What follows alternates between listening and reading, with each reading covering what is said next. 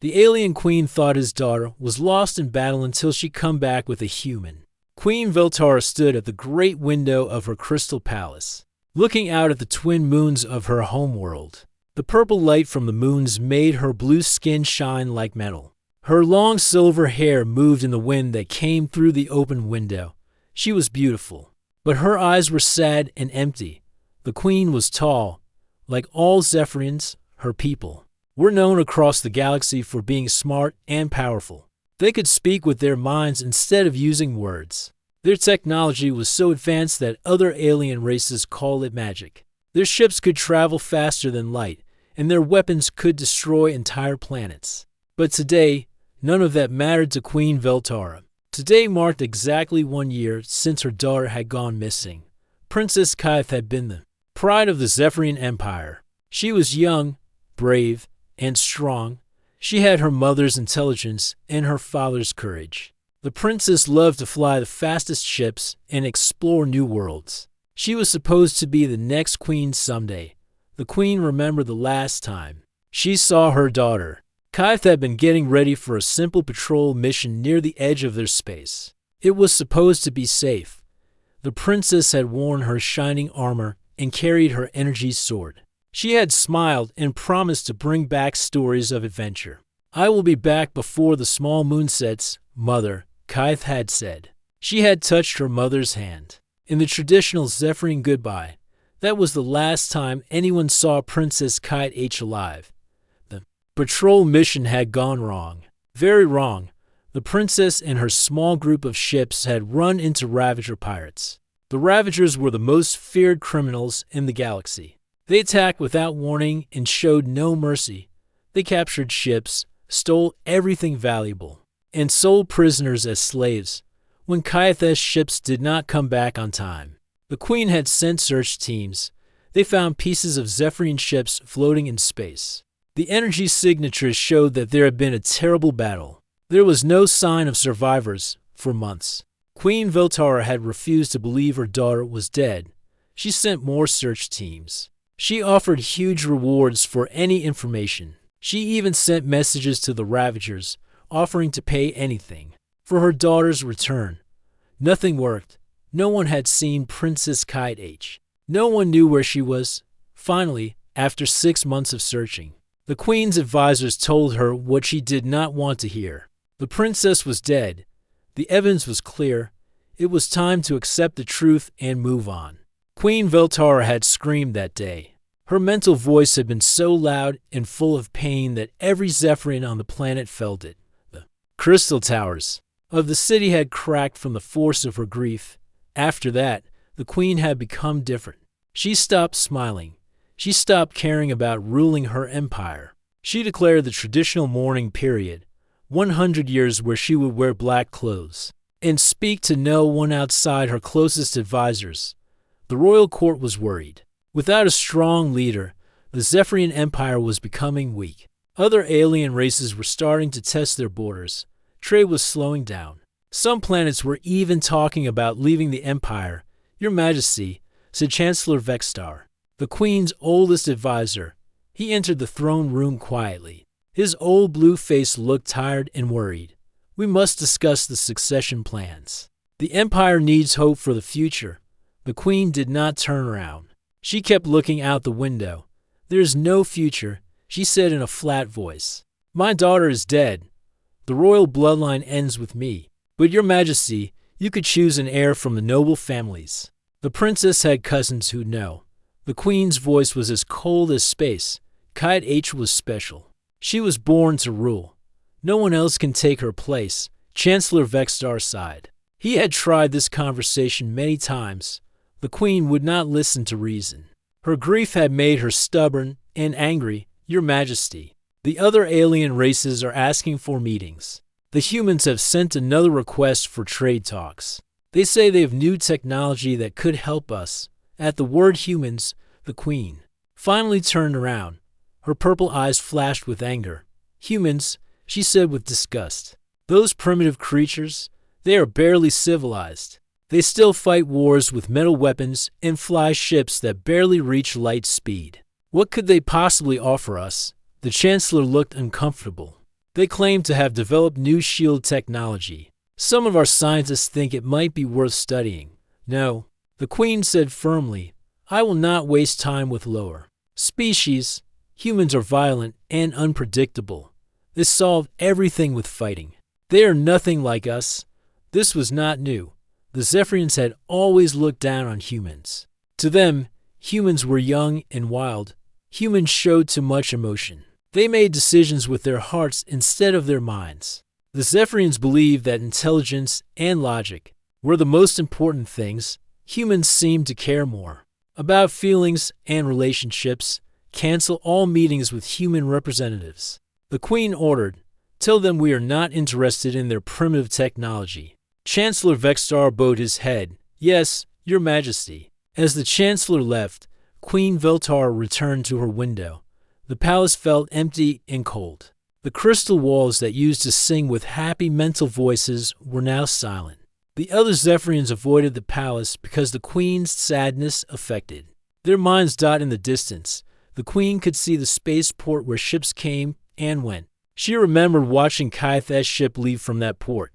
The princess had been so excited about her mission. She had waved from the ship's window as it lifted off into the purple sky. Now, no royal ships used that port. The Queen had ordered all military flights to stop except for basic defense. She could not bear to send anyone else into danger. The Queen touched the crystal pendant around her neck. It had been a gift from Kaith on her last birthday. The crystal was supposed to glow when the giver was happy. It had been dark for a year now. My daughter, the Queen whispered to the empty room. I failed to protect you. I should have sent more ships with you. I should have made you stay home. Outside, the twin moons continued their dance across the sky. The purple light grew stronger as night fell. Somewhere in the galaxy, the Ravager pirates continued their attacks. Somewhere, human ships carried their crews on adventures that the Queen thought were foolish and dangerous. But Queen Veltara knew none of this mattered anymore. Her world had ended the day her daughter disappeared. Nothing would ever bring Princess Kaith back. The Queen was wrong about many things that night, but she would not learn the truth for several more months. When an impossible ship would land at her spaceport, carrying an impossible passenger and an even more impossible companion. The alarm bells rang through the Crystal Palace like thunder. Queen Veltar jumped up from her throne, her purple eyes wide with surprise. In the years since her daughter's death, nothing had broken the quiet sadness of the palace. Your Majesty. Captain Zolvan ran into the throne room, his blue face pale with shock. Long-range sensors have detected a ship approaching our world. The Queen frowned. So, ships arrive every day. Why are you disturbing me? The captain took a deep breath. Your Majesty. The ship is broadcasting royal identification codes. Codes that belong to Princess Kaith. The crystal goblet in the Queen's hand fell to the floor and shattered. The sound echoed through the silent room. That is impossible, she whispered. My daughter is dead. Someone must have stolen her codes. We thought so too, Your Majesty. But the codes are perfect. They include the secret changes that only the princess knew. And the captain paused, looking nervous. The ship matches the energy signature of the princess's personal vessel. Queen Veltara's legs felt weak. She grabbed the arm of her throne to steady herself. Show me, she ordered. The captain activated his wrist device. A blue hologram appeared in the air, showing the approaching ship. It was small and damaged, with burn marks across its silver hull. But the Queen recognized it immediately. It was definitely her daughter's ship. How is this possible? The Queen asked, her voice shaking. We found the wreckage. We saw the destruction. We do not know, Your Majesty. But the ship will land in 20 minutes. The Queen stood up quickly. Gather the royal guard, alert the medical team, and call all the court members to the landing bay immediately. Chancellor Vextar hurried into the room. He had heard the alarm bells too. Your Majesty, what is happening? My daughter, the Queen said, her voice full of hope and fear. Kaith might be alive. The next 20 minutes felt like 20 years. Queen Veltar paced back and forth in her private chambers, changing from her black mourning clothes into her royal blue robes. If her daughter was really alive, she wanted to look like a proper queen when she welcomed her home. But doubt filled her mind. What if it was a trick? What if enemies had found her daughter's ship and were using it to attack? The Ravagers were clever. They might try something like this when it was time. The queen walked to the royal landing bay. Her entire court was already there, whispering to each other in excitement and fear. The royal guards stood ready with their energy weapons. The medical team waited with floating stretchers and healing devices. The queen took her place on the royal platform. Her heart was beating so fast that she could hear it in her ears. The landing bay doors opened, and they could all see the damaged ship coming down from the purple sky. The ship landed with a loud crash. Smoke came from its engines. The hull was covered with blast marks and deep scratches. It looked like it had been through a terrible battle. For a long moment, nothing happened. The court held their breath. Then, slowly, the ship's door opened with a hissing sound. A figure appeared in the doorway. The queen gasped and stepped forward. It was Kaith. Her daughter was alive. But Princess Kaith H looked very different. She was thinner than before, and her blue skin was pale. Bandages covered her arms and face. Her beautiful silver hair was cut short and rough. She moved slowly, like someone who was in pain. The court cheered when they saw their princess. But their cheers died quickly when they saw who came out of the ship behind her. It was a human. The human male was shorter than any Zephyrian, with dark skin and black hair. He wore strange clothes made of rough fabric. His face had scars, and his hands were dirty and calloused. He looked around the landing bay with careful brown eyes, staying close to the princess. The court members stepped backward in disgust and fear. Some of them covered their noses, as if the human smelled bad. Others whispered insults about primitive creatures and lower species. Queen Veltara stared at the human in shock. What was this creature doing with her daughter? Why had Kaith brought it here? Princess Kaith walked slowly toward her mother. The human stayed beside her, ready to catch her if she fell. When the princess was 10 steps away from the queen, she stopped and tried to speak with her mind, the way Zephyrians always did. But nothing happened. The queen could not hear her daughter's mental voice. Mother, Princess Kaith said out loud, using her actual voice. This shocked the court even more. Zephyrians only spoke with their mouths when their mental abilities were broken. Kaith. Queen Veltara ran down from her platform and hugged her daughter tightly. Tears fell from her purple eyes. You are alive. I thought I had lost you forever. I am here, mother, the princess said softly. But I am changed. The Ravagers, they hurt my mind.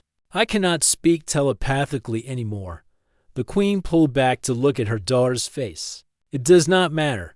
You are alive. That is all that matters. We will heal you. Our best doctors will fix everything. Princess Kaith H glanced back at the human, who was standing quietly and watching the guards with alert eyes. Mother, I must tell you about Marcus. He saved my life. Marcus? The queen looked at the human with confusion and disgust. This creature has a name. Yes. Mother. His name is Marcus Chen. He is from Earth. He helped me escape from the Ravagers. Chancellor Vexstar stepped forward. Your Highness, surely you are confused because of your injuries. This human could not have saved you. Humans are primitive. They have no advanced technology or special abilities. The princess's eyes flashed with anger. You are wrong, Chancellor. Marcus risked everything to help me. Without him, I would still be a prisoner, or I would be dead. The court members whispered among themselves. Some of them laughed quietly. The idea that a human could save a Zephyrian princess seemed impossible to them. Lord Commander Jexstar, the head of the royal guard, spoke up. Your Highness, this human might be dangerous. Perhaps it helped you escape as part of some human plot. We should put it in a prison cell until we can question it properly. The human called Marcus finally spoke. His voice was deep and calm. I understand you don't trust me, he said in surprisingly good Zephyrian language. But I'm not here to hurt anyone. I just wanted to make sure Kaith H got home safely. The court gasped, a human who could speak their language. This was almost unheard of. Princess Kaith moved closer to Marcus, putting herself between him and the guards. "No one will harm him," she said firmly. "He is under my protection, Queen." Veltara looked back and forth between her daughter and the human. She did not understand what was happening. How could her daughter defend this primitive creature? What had happened during the years she was missing? "Kaith," the Queen said carefully, "you have been through terrible experiences. Your mind may be playing tricks on you. Humans are not capable of the kind of heroism you describe." "You are wrong, Mother," Princess Kaith said. "You are all wrong about humans.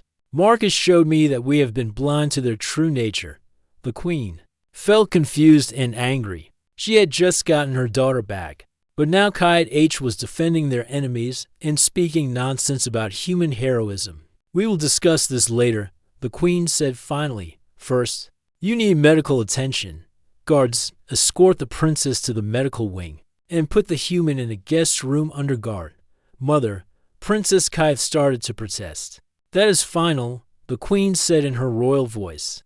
"I am grateful this creature helped you somehow, but it cannot roam freely in our palace. We know nothing about its intentions," as the guards led them away in different directions. Princess Kaith looked back at Marcus with worried eyes. Marcus gave her a small smile and nodded, as if to say everything would be okay. Queen Veltara watched them go, her mind full of questions. Her daughter was alive, which was the most wonderful news possible. But everything else about this situation made no sense. How had a human really saved her daughter? And why did Kaith seem to care so much about the creature's safety? The Queen decided she would find out the truth, no matter what it took. 3 days passed before Princess Kaith was strong enough to tell her full story. The royal doctors had healed her physical wounds, but they could not fix her damaged telepathic abilities. She would have to speak with words like the primitive species did.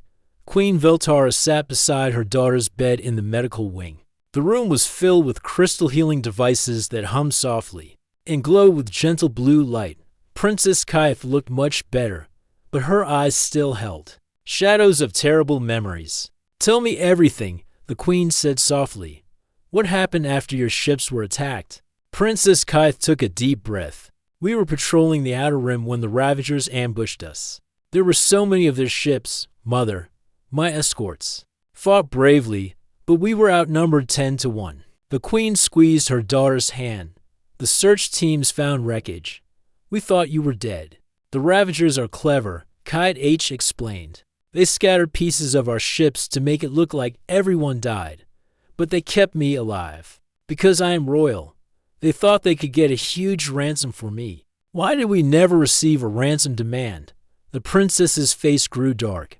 "Because their leader, War Chief Bractor, decided I was worth more as a slave than as a prisoner. For trade. He planned to sell me to his private buyers after he broke my spirit." Queen Veltara's purple eyes flashed with anger. "How dare they treat a royal daughter like property?" "They took me to their fortress on the dead moon of Krellax," Kaith continued. "The place was horrible, Mother. It was built inside old mining tunnels, dark and cold and full of suffering. They had hundreds of prisoners from different worlds." The Queen listened with growing horror as her daughter described the Ravager prison. "The aliens kept their captives in small metal cages. They gave them barely enough food to survive. They used neural disruptors to stop telepathic species from using their mental abilities. For the first month, they kept me alone," Princess Kaith said. "They wanted to break my will before selling me. Every day, they would ask me questions about our military defenses. When I refused to answer, they would—" She paused, not wanting to remember the pain.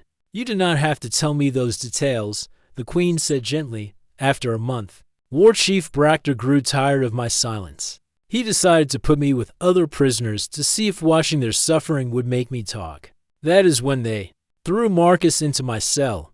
At the mention of the human's name, Queen Veltara's expression hardened. "Tell me about this Marcus. What kind of human ends up as a Ravager prisoner?" "He was not a soldier or a criminal, Mother. Marcus was an engineer on a human colony ship called the New Dawn. The Ravagers attacked it while it was traveling to establish a new settlement. They killed most of the crew and passengers, but kept some as slaves. The queen frowned. An engineer. What use would the Ravagers have for human technology? They did not want his technology, Princess Kite H explained. They used him for manual labor. Marcus spent 6 months working in their weapon factories before they put him in my cell. Why did they put a male human with you? That seems, the queen struggled to find polite words. They thought it would humiliate me, Kite H said simply. The Ravagers believe that being forced to share space with a lower species is a form of punishment. They expected me to be disgusted and angry. And were you? The queen asked quietly. Princess Kite smiled for the first time since returning home. At first, yes.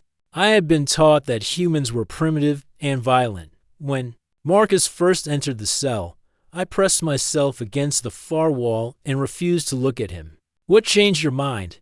He did something I did not expect, the princess said. The guards had given us one small portion of food to share. I thought the human would take it all for himself, because humans are supposed to be selfish. But instead, Marcus divided the food exactly in half. He gave me the larger portion and went hungry himself. Queen Veltara looked skeptical. Perhaps he was trying to gain your trust for some purpose. That is what I thought too, mother. So I refused to eat. I threw my portion on the floor and told him I would rather starve than accept charity from a lower species. What did he do? Marcus just picked up the food, cleaned it off, and ate it. But he said something that surprised me. He said, I understand why you hate me, princess. My people probably seem like animals to you, but you are hurt and scared, and I will not let you suffer more if I can help it. The queen shook her head. Pretty words, but actions matter more than words. You are right, mother. And Marcus's actions proved his words true. When I became sick from the neural disruptors, he used his torn clothing to make bandages for my wounds when the cold metal walls made me shiver. He gave me his jacket even though it left him freezing. Princess Kytheth's voice grew softer as she remembered.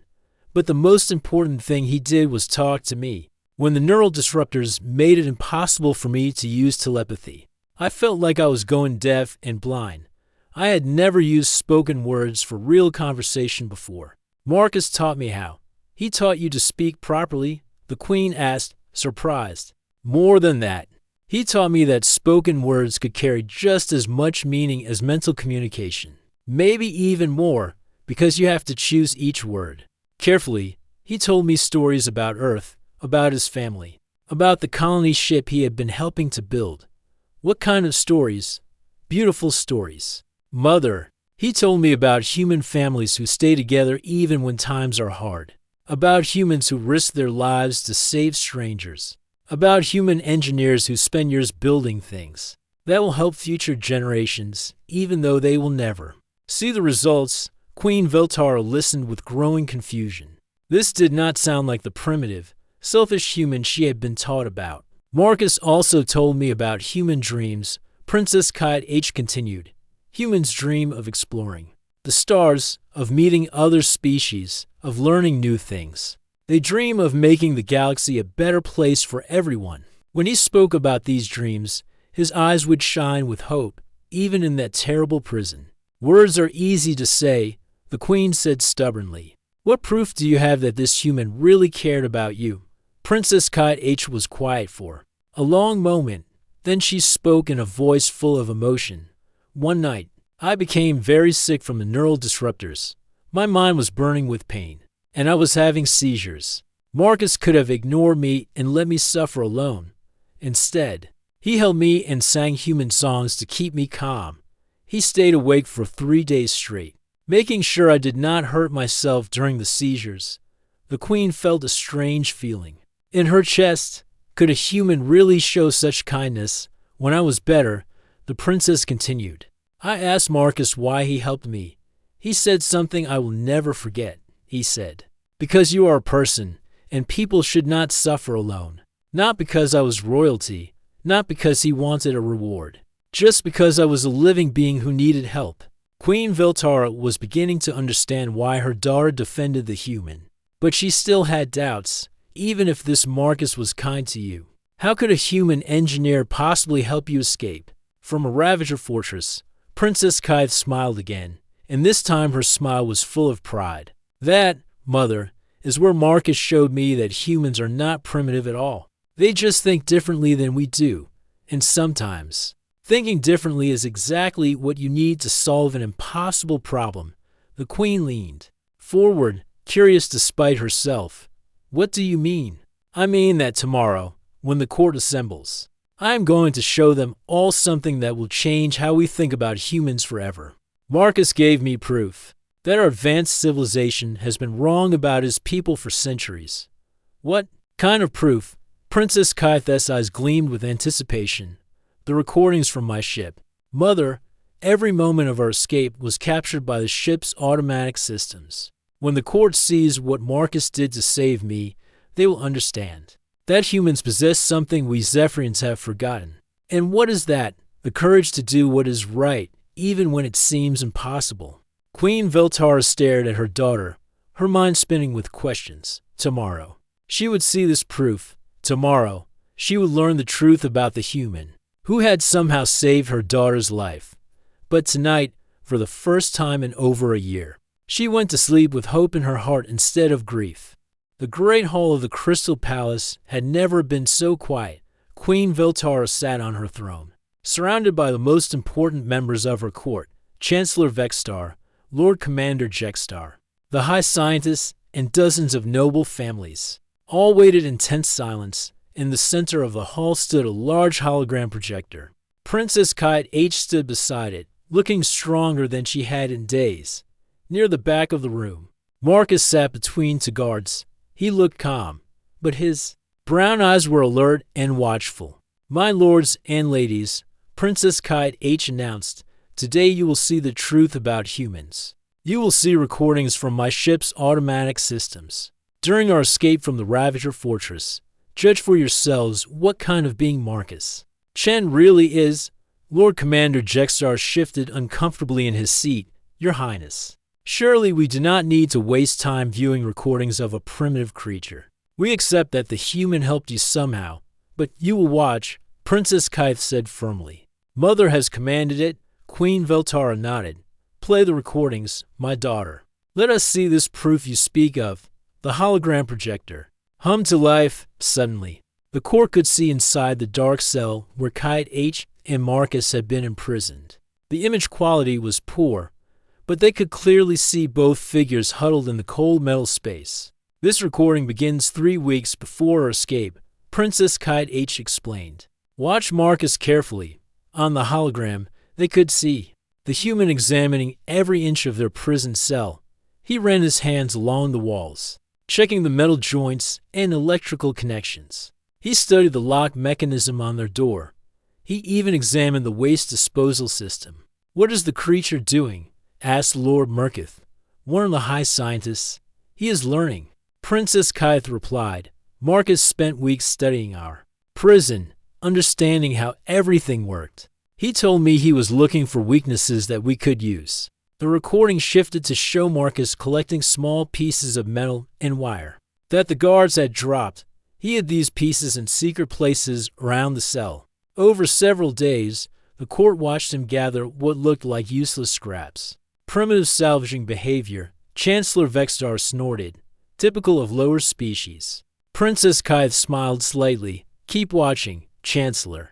The next part of the recording showed Marcus working late at night while Kythe slept. Using only his hands and the collected scraps, he began building something. His movements were careful and precise, like an artist creating a masterpiece. By the stars, whispered High Scientist Velinari. What is he making? An electromagnetic pulse device, Princess Kythe answered. Using nothing but garbage and his human ingenuity. The court gasped. Creating any MP device required advanced knowledge of electronics and engineering. They had assumed humans were too primitive for such technology. Impossible. Lord Commander Jexstar declared. No primitive being could build such a device with scrap metal. Marcus is not primitive, Princess Kythe said quietly. He is a trained engineer, but more than that, he is human. Humans excel at improvisation and making something from nothing. It is one of their greatest strengths. The recording continued to show Marcus's work. Night after night, he carefully assembled his device while the princess watched in amazement. When Ravager guards came to check on them, Marcus would quickly hide his work and pretend to be sleeping. "Look at his hands," Princess Kite H pointed out. "See how they shake from exhaustion and hunger?" Marcus gave me most of his food during this time. He was slowly starving himself to keep me strong for the escape.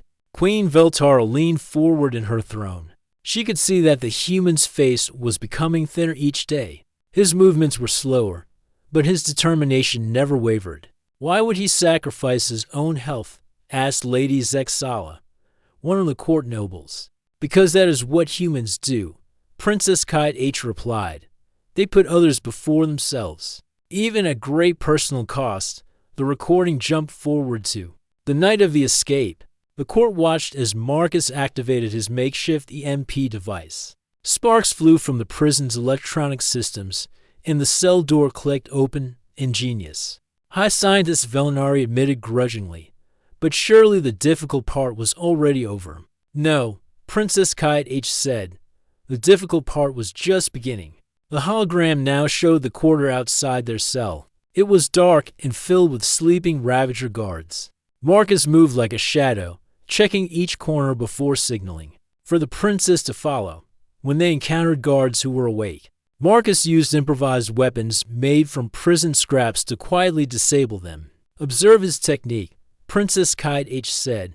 "Marcus could have killed these guards easily, but instead, he only knocked them unconscious. Even our enemies deserve mercy," he told me. Lord Commander Jexstar frowned. "Showing mercy to enemies is foolish. It creates unnecessary risks." "Perhaps," the princess replied. "But it also shows that humans value life, even the lives of those who harm them." The recording showed their journey through the Ravager fortress. Several times, they were almost caught. Each time, Marcus found a clever solution. He created distractions, disabled security systems, and guided them through maintenance tunnels that his engineering knowledge helped him understand. When they finally reached the hangar where the ships were kept, the recording showed the most dangerous part of their escape. The hangar was full of guards, and their ship was on the far side of the huge space. "How did you cross the hangar without being seen?" Queen Veltara asked. "We did not," Princess Kite replied grimly. "Watch." The hologram showed Marcus and the princess running across the hangar floor. Alarm bells began ringing. Ravager guards poured into the space, firing energy weapons at the fleeing prisoners. What happened next shocked the entire court into silence.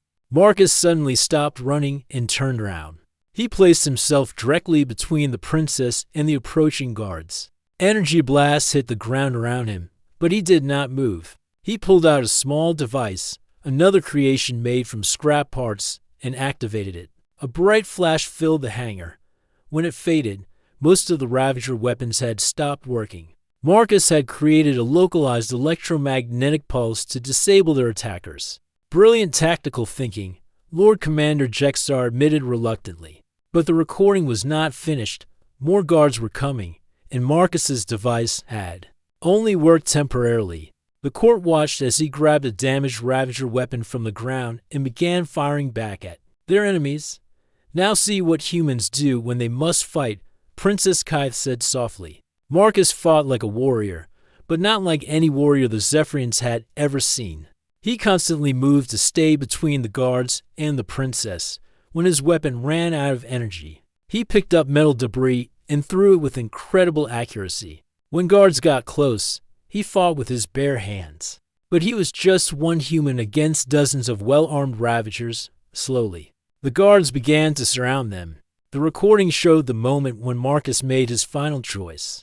The princess had reached their ship and was trying to start the engines. Marcus was trapped between her and a group of Ravager guards who had regrouped and were advancing with working weapons. Marcus could have run to the ship. He could have saved himself. Instead, he stood his ground and raised his hands above his head. "I surrender." His voice called out from the recording. "Take me, but let the princess go free." The court gasped in shock. The human was offering to sacrifice himself to save the alien princess. No creature would do such a thing, Lord Commander Jextar whispered. No being would give up their life for someone from another species. Humans would. Princess Kythe said with pride in her voice. Marcus was fully prepared to die so that I could escape. He was willing to face torture, slavery, or death rather than let harm come to me. The recording showed what happened next. The Ravager guards were distracted by Marcus's surrender. Princess Kythe used this moment to activate the ship's weapons and drive the guards back. She then landed the ship right next to Marcus and opened the door. Get in, her voice called from the recording. Marcus looked surprised that she had come back for him. He ran to the ship, and they escaped together into space. The hologram faded, and the great hall was completely silent. Every member of the court sat staring at the place where the recording had been, their minds struggling to process what they had seen. Queen Veltara was the first to speak. This human, she said slowly, was willing to die for my daughter. Yes, mother, Princess Kythe confirmed, and when I asked him why, he said something I will never forget. He said, nobody gets left behind. That is what humans do. Chancellor Vextar cleared his throat nervously. Perhaps we have misjudged this species. Perhaps we have misjudged many things, the Queen replied, her purple eyes fixed on Marcus, who sat quietly in the back of the room. For the first time in over a year, Queen Veltara felt something other than grief and anger. She felt curiosity, and maybe even hope. What other surprises did humans hold? What else had her people been wrong about? Tomorrow, she would find out. Queen Veltara stood slowly from her throne.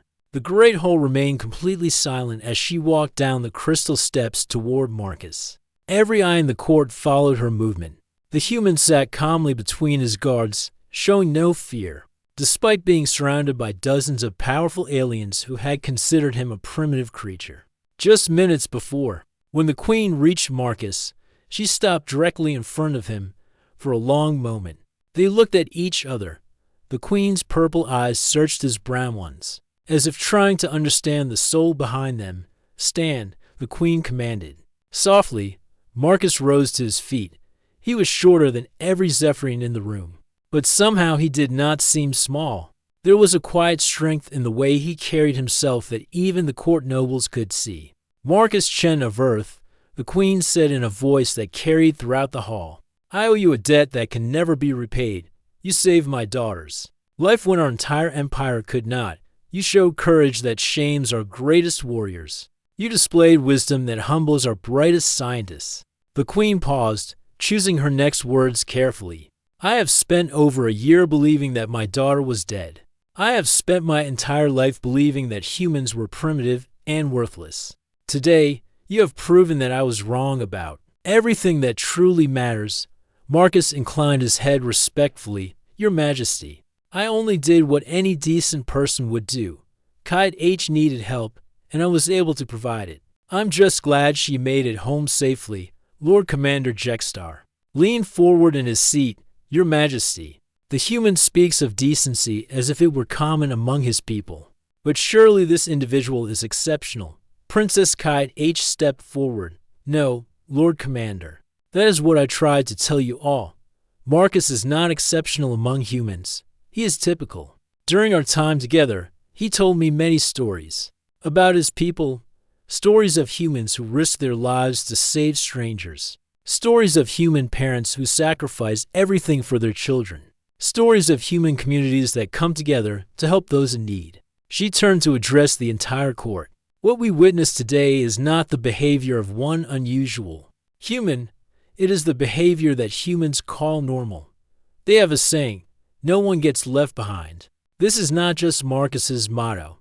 It is the way humans think about each other. Chancellor Vextar shook his head in confusion. But Your Highness, if humans are truly so noble, why do we hear reports of human wars and conflicts? Marcus answered before the princess could speak. Because we're not perfect, Chancellor. Humans make mistakes, and we sometimes hurt each other. But when we do wrong, we feel guilt. When we see others suffering, we feel pain. When we witness injustice, we feel anger that motivates us to fight for what's right. He looked around the room, meeting the eyes of various court members. Humans don't fight because we're violent.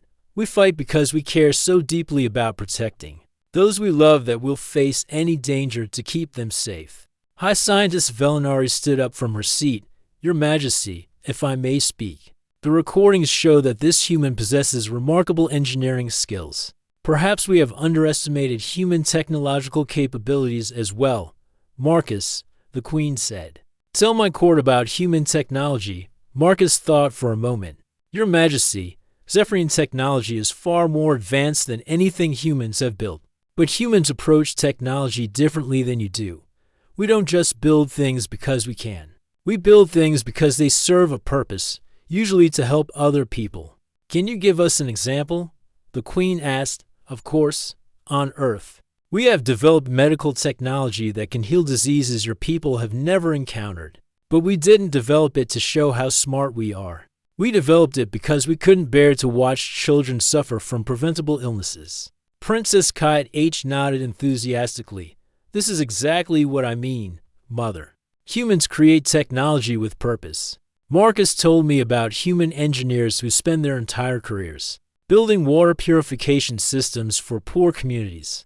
They could become rich building luxury items for wealthy people. But instead they choose to help those who need it most. Lord Commander Jexar looked thoughtful. Your Majesty, perhaps we could learn from human tactical approaches. The recordings showed impressive improvisation under pressure. Queen Veltara smiled slightly. I was thinking the same thing, Lord Commander. Marcus, would you be willing to share your knowledge with our military officers? Marcus looked surprised. Your Majesty, I would be honored, but I should warn you. Human military tactics focus heavily on protecting civilians and minimizing casualties. Even among enemies, Chancellor Vextar asked, especially enemies, Marcus replied.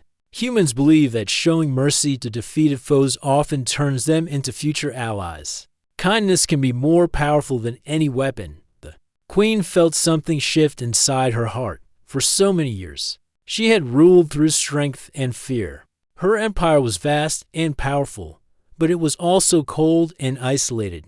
Perhaps there was another way. Marcus Chen, the Queen announced formally. I name you guardian of the crown and friend of the Zephyrian people. You will have quarters in the palace, access to our libraries, and freedom to travel throughout our empire. The court gasped. No alien had ever been given such honors before. Furthermore, the Queen continued, I am establishing a new position, Ambassador of Human-Zephyrian Relations, Princess Kite H. If you are willing, I would like you to serve in this role. Princess Kythe's face lit up with joy. Mother, I would be honored.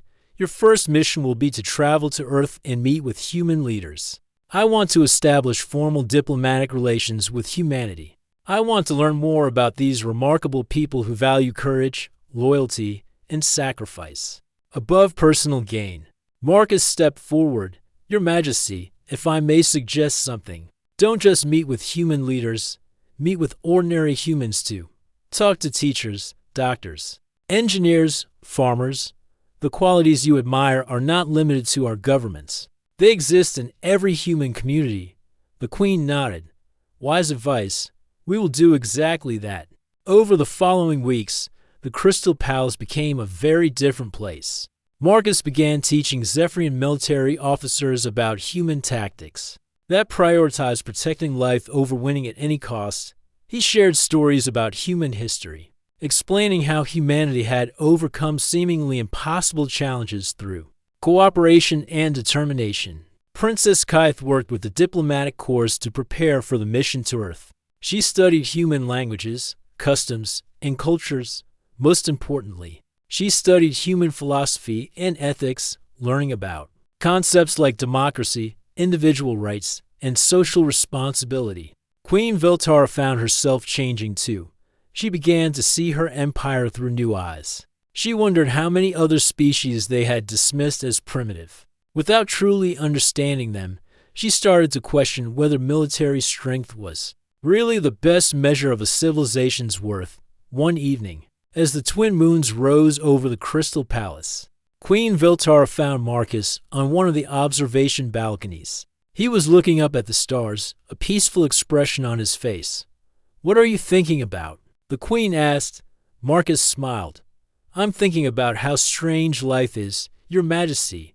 A year ago, I was a simple engineer helping to build a colony for people I'd never met. Tonight, I'm standing in the most beautiful palace in the galaxy, planning to help the species become friends.